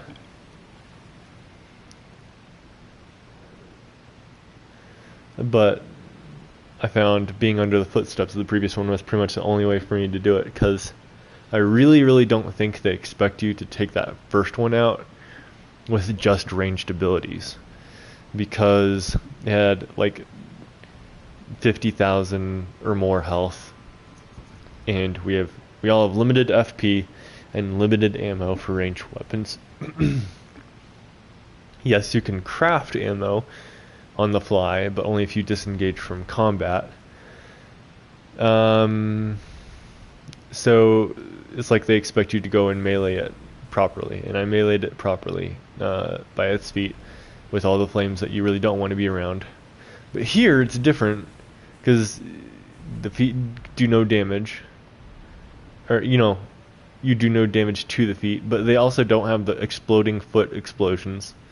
It also has a different model on the feet, so I think that's telling. It's like very deliberately telling you, hey, this is different. And it has all these flying bullets that we never seen before, and it shoots the flying bullets even when you're up close. And there's that conspicuous plateau that you're supposed to, the implication is you're supposed to use the plateau, apparently, it would seem. And I don't like being on the plateau because there's all those bullets coming right at you and there's not a lot of good cover. But it could be like the previous one. You just have to find a way to deal with being inside the area of danger.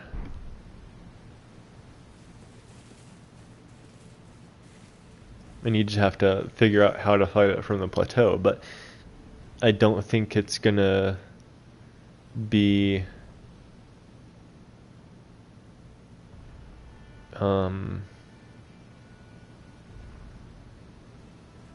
I don't think it's going to be to use magic or arrows because that's not going to do enough damage and you have limited ammunition. So how do you translate that to melee? There's a little cut inside the plateau right around there that almost looks like it has stair steps. So I wonder if he walks, like if you get near the edge, I wonder if he'll also get near the edge and try to attack you with his arms instead of his bullets. And the bullets are just to discourage you from running absurdly far away out of his reach. Kind of like dragons blowing fire at their feet when you try to get at their ankles. It's to discourage you from getting at their ankles. They want you to fight them on the face. And maybe that's what's going on here, because his face is right about the level of the plateau. So maybe if you get up close to the edge, he won't use the fire bullets. Or maybe he still will, but maybe it's manageable somehow. Okay, let's see.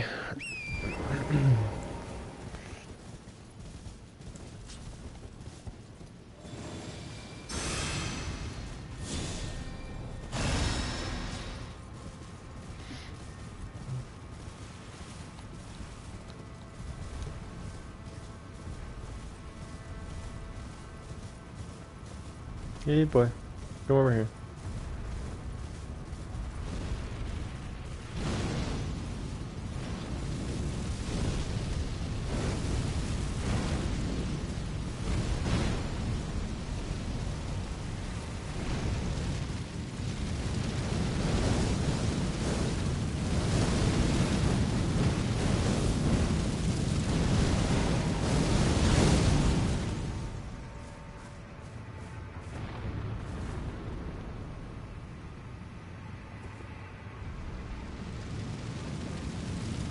That's so many.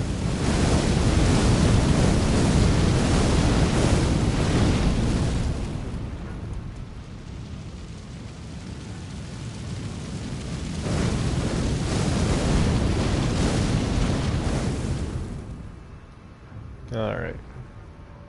Yes, come here. Fight me like a man.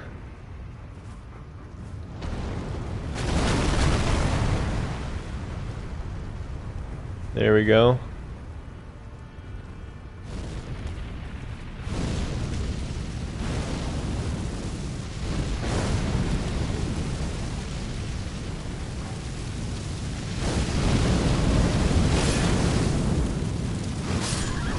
Yikes.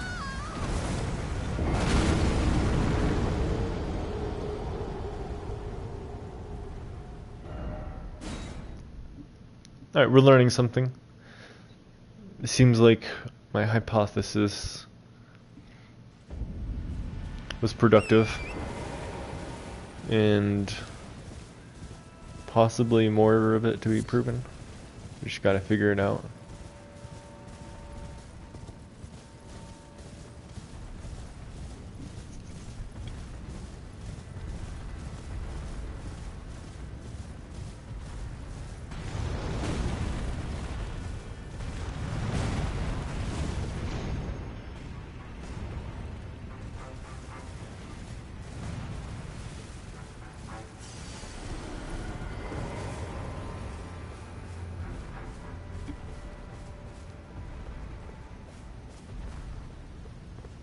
There was a little cliff around here. Oh my gosh. Right here.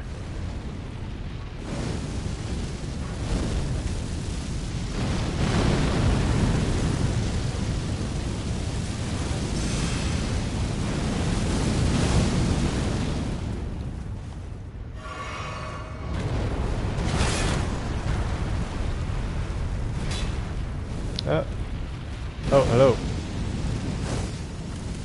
Hopefully this is useful.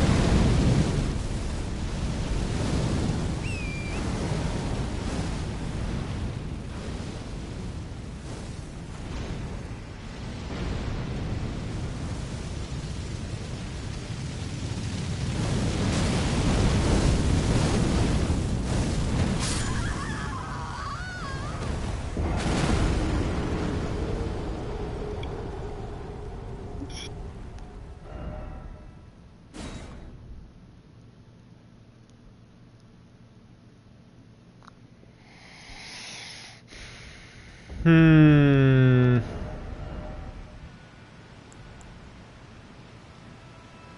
The thing is so huge, I really can't tell if I'm actually close to it or not.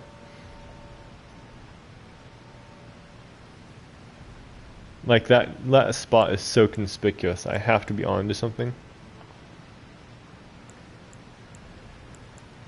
This might be the longest reach weapon I have, so I guess I'll try that.